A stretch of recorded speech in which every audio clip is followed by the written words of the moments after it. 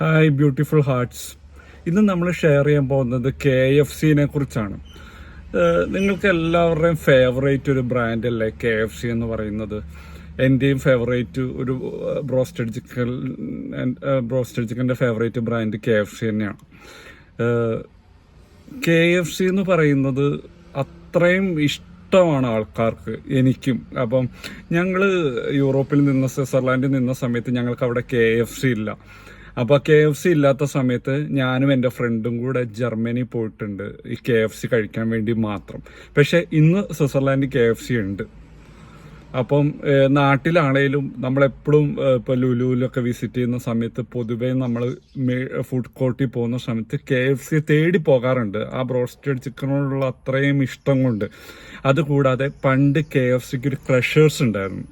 ഞങ്ങൾ കാലിക്കറ്റിലുള്ള സമയത്ത് KFC crushers എന്ന് പറഞ്ഞാൽ ഭയങ്കര എൻ്റെ ഒരു ഫേവറേറ്റ് ആയിരുന്നു. കാരണം ഇന്നത്തെ വെർജിൻ മൊജിറ്റോ അല്ലെ മാംഗോ ക്രഷേഴ്സിൻ്റെ ഒക്കെ ഒരു ഇംപ്രൂവൈസ്ഡ് രൂപമായിരുന്നു അത്. കാരണം ഇന്നത്തെ ഇപ്പം ഈ സംഭവങ്ങൾക്കൊന്നും ആ KFC ക്രഷേഴ്സിൻ്റെ ഒരു ടേസ്റ്റ് നമുക്ക് തരാനില്ല. അതേപോലെ അവരുടെ ഐസ് ബ്ലൂ ആണെങ്കിലും അതും നല്ലൊരു ക്രഷേഴ്സ് ആയിരുന്നു. അപ്പം ഇപ്പം ഇതിൻ്റെയൊക്കെ ഇപ്പോൾ വേറെ രീതിയിൽ വേറെ പേരിലും അതിൻ്റെ മൊജിറ്റോസും ഇതൊക്കെ ഇറങ്ങുന്നുണ്ട്. പക്ഷെ സ്റ്റിൽ KFC ക്രഷേഴ്സ് നമ്മുടെ ഒരു ഫേവറേറ്റ് തന്നെയാണ്. അപ്പം ലോകത്തിലെ തന്നെ ഏറ്റവും സെക്കൻഡ് ആണ് നമ്മുടെ KFCയുടെ പിന്നെ ഈ റെസ്റ്റോറൻറ്റ് ചെയിൻ. മക്ഡൊണാൾഡ്സ് കഴിഞ്ഞാൽ പിന്നെ KFC ആയിരുന്നു. അപ്പം ഇപ്പോൾ KFCക്ക് സംഭവിക്കുന്ന എന്താണ്? കാരണം ഇപ്പം സെക്കൻഡ് പൊസിഷനിൽ നിന്ന് KFC തേർഡ് പൊസിഷനിലേക്ക് പോയി. മലേഷ്യയിൽ 100ഓളം ബ്രാഞ്ചുകൾ അടച്ചുപൂട്ടി. സ്റ്റിൽ അടച്ചുപൂട്ടൽ നടന്നുകൊണ്ടിരിക്കുന്നു. അപ്പം 2010 KFCയുടെ സെയിൽസിന് നല്ലൊരു ഡിക്ലൈൻ വരുന്നത്. കാരണം എന്താന്ന് പറയുന്നത്, ഈ പിന്നെ ഒരുപാട് ബ്രോസ്റ്റഡ് ചിക്കൻ്റെ പുതിയ ബ്രാൻഡുകൾ വന്നതോടുകൂടി KFCയുടെ ഒരു സെയിൽ കുത്തനെ ഡിക്രീസ് ആകാൻ തുടങ്ങി. KFC എന്ന് പറയുന്നത് 65ാമത്തെ വയസ്സിൽ അതിൻ്റെ ഫൗണ്ടർ പിന്നെ ഉണ്ടാക്കിയൊരു ബിസിനസ്സാണ്. ഹാർമാൻ, 2 ഫൗണ്ടേഴ്സാണ് ഉള്ളത്.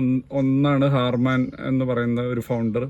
അപ്പോൾ പുള്ളിക്കാരൻ്റെ 65ാമത്തെ വയസ്സിലാണ് ഈ സംഭവം സ്റ്റാർട്ട് ചെയ്യുന്നത്. അപ്പം ഇത് നമ്മുടെ ഒരു എന്താ പറയുക, ബിസിനസ്സുകാരെ സംബന്ധിച്ച് പുള്ളിക്കാരൻ നല്ലൊരു റോൾ മോഡലാണ്. കാരണം എത്ര വൈകിയാണേലും ഒരാൾക്ക് ബിസിനസ്സിലേക്ക് ഇറങ്ങാമെന്ന് പഠിപ്പിച്ച ഒരു വ്യക്തിയാണ് ഇതിൻ്റെ ഫൗണ്ടർ. അപ്പം ഇതിനിപ്പോൾ സംഭവിച്ചുകൊണ്ടിരിക്കുന്ന ഒരു ഇത് എല്ലാവരെയും വിഷമിപ്പിക്കുന്ന ഒന്നാണ്. പുള്ളിക്കാരൻ ഏതാണ്ട് 16 ചേരുവകൾ കൊണ്ട് ഉണ്ടാക്കിയ ഒരു റെസിപ്പിയാണ് ഈ KFCയുടെ. അത് അയാളുടെ പുള്ളിക്കാരുടെ ഓട്ടോബയോഗ്രഫിയിൽ അത് പറയുന്നുമുണ്ട്. അപ്പം ഇന്നും KFCയുടെ റെസിപ്പി അവർ ഇതുവരെ മാറ്റിയിട്ടില്ല.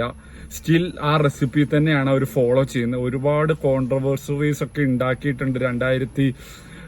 2010 തോന്നുന്നു ജനിതക മാറ്റം വന്ന കോഴിയെ കൊണ്ട് പിന്നെ KFC ഉണ്ടാക്കി എന്ന് പറഞ്ഞൊരു ക്രിറ്റിസിസം വന്നായിരുന്നു. അത് കുറച്ച് കഴിഞ്ഞപ്പോൾ തന്നെ അത് ആ ക്രിറ്റിസിസം പൊളിഞ്ഞ് പാളീസായി. അങ്ങനെ അല്ല എന്നുള്ള മനസ്സിലായി. കാരണം അത്രയും നല്ല ബ്രാൻഡോടുകൂടി വന്നിട്ട് പോലും അതിനൊരുപാട് വെല്ലുവിളികൾ ഓരോ സമയത്തും നേരിടേണ്ടി വന്നിട്ടുണ്ട്. സ്റ്റിൽ അതിനൊക്കെ അതിജീവിച്ച് അത് മുന്നോട്ട് പോയിക്കൊണ്ടിരിക്കുകയായിരുന്നു. 2008 KFC ബക്കറ്റ് ചിക്കൻ എങ്ങനെ ഉണ്ടാക്കണം എന്നുള്ള ഒരു പമീല എന്ന് പറഞ്ഞ ഒരു ലേഡി വ്യക്തമാക്കിയിട്ടുണ്ടായിരുന്നു. അപ്പം ഇത് KFC എത്രമാത്രം ജെന്യൂൻ ആണെന്നുള്ളത് നമുക്ക് മനസ്സിലാക്കാൻ പറ്റും. കാരണം ഇത്രയും വലിയൊരു അമേരിക്കൻ റെസ്റ്റോറൻറ്റ് ചെയിൻ പെട്ടെന്ന് അത് താഴേക്ക് പോകുക എന്നൊക്കെ പറയുന്നത് എല്ലാവരെയും സംബന്ധിച്ച് വിഷമിക്കുന്ന ഒരു സിറ്റുവേഷനാണ്. കാരണം സ്റ്റിൽ നമ്മളൊക്കെ KFCയുടെ ഒരു ഫേവറേറ്റ് ആയതുകൊണ്ട് ഉള്ള ആൾക്കാരായതുകൊണ്ട് പ്രത്യേകിച്ചും. അപ്പം ഇതിൽ 2021 മുതൽ 2022 വന്നപ്പം 16.01% 11.03 ഇതിൻ്റെ സെയിൽ ഡിക്ലൈനായി. അങ്ങനെ ഇത് ഇപ്പോൾ മലേഷ്യയിൽ ഉൾപ്പെടെ ഒരുപാട് സ്ഥലത്ത് ഇത് അടച്ചു പൂട്ടിക്കൊണ്ടിരിക്കുകയാണ്. ഒന്ന് ഓർക്കണം, ഏതാണ്ട് 150ഓളം കൺട്രീസിൽ 30,000 ലൊക്കേഷനിലേറെ ഉള്ള ഒരു റെസ്റ്റോറൻറ്റ് ചെയിൻ. ഇത് താഴേക്ക് പോകുമ്പോൾ നമ്മളെ സംബന്ധിച്ച് ഒരുപാട് വിഷമമുണ്ടല്ലേ. 1995 ഇന്ത്യയിൽ KFC ലോഞ്ച് ചെയ്യുന്നത്. അത് ദേവ്യാനി ഇന്റർനാഷണൽ എന്ന് പറഞ്ഞ ഗ്രൂപ്പിൽ ത്രൂ ആണ് ബാംഗ്ലൂർ ഇത് ലോഞ്ച് ചെയ്യുന്നത്. അവരാണ് KFC ഏറ്റവും കൂടുതൽ ബ്രാഞ്ചസ് പ്രൊവൈഡ് ചെയ്യുന്ന ഒരു ഗ്രൂപ്പും. അപ്പം പിന്നീട് നമ്മുടെ കേരളത്തിലും മെട്രോ സിറ്റികളിൽ കോഴിക്കോട്, പിന്നെ കൊച്ചി, തിരുവനന്തപുരം പോലെയുള്ള സ്ഥലത്തൊക്കെ KFC നമുക്ക് ആസ്വദിക്കാൻ പറ്റുന്നുണ്ട്. ഇപ്പം കൊച്ചിയിലൊക്കെ പോകുമ്പോൾ നമ്മുടെ ഒരു പണ്ട് മുതലേ കൊച്ചിയിലൊക്കെ പോകുമ്പോൾ ഏറ്റവും കൂടുതൽ KFC കഴിച്ചിട്ടുള്ളത് കൊച്ചിയിൽ നിന്നാണ്. അപ്പം ഇത്രയും നല്ലൊരു ബ്രാൻഡ് ഈ ഒരു താഴേക്ക് പോകുമ്പം നിങ്ങളുടെയൊക്കെ അഭിപ്രായം എന്താണ് നിങ്ങൾ ഇതിനെക്കുറിച്ച് കരുതുന്നത്? നിങ്ങൾ ഇത് എൻ്റെ യൂട്യൂബ് കമൻറ്റ് വീഡിയോസിൻ്റെ താഴെ മെൻഷൻ ചെയ്യുക. സ്റ്റിൽ നിങ്ങളൊക്കെ ഇത് കൂടുതലായിട്ട് ഇത് നമുക്കറിയില്ല ഇനി എങ്ങനെയാണ് ഇത് മുന്നോട്ട് പോകുന്നത്. ഇത് ഫുള്ളി അടച്ചുപൂട്ടുമോ അതോ കുറച്ച് അടച്ചുപൂട്ടുള്ളോ, നഷ്ടം വരുന്ന ഔട്ട്ലെറ്റ് മാത്രമാണോ അടച്ചുപൂട്ടുന്ന ഒന്നും അറിയില്ല. അപ്പോൾ സ്റ്റിൽ ഈ സംഭവങ്ങൾ നടന്നുകൊണ്ടിരിക്കുകയാണ്. അപ്പം നിങ്ങൾ എന്താണ് ഇതിനെക്കുറിച്ച് ചിന്തിക്കുന്നത്? ഇത് ഫുള്ളായിട്ട് വാനിഷ് ആവുമോ അതോ ഇത് എക്സിസ്റ്റിംഗ് ആവുമോ എങ്ങനെയാണെന്നുള്ള നിങ്ങൾ കമൻറ്റ് ബോക്സിൽ മെൻഷൻ ചെയ്യുക. ഇന്നത്തെ വീഡിയോയിൽ ഇത്രയും KFC അത്രയും ഇഷ്ടപ്പെടുന്ന ആൾക്കാരെ സംബന്ധിച്ച് ഈ ഒരു വീഡിയോ ചെയ്യണമെന്ന് എനിക്ക് തോന്നി.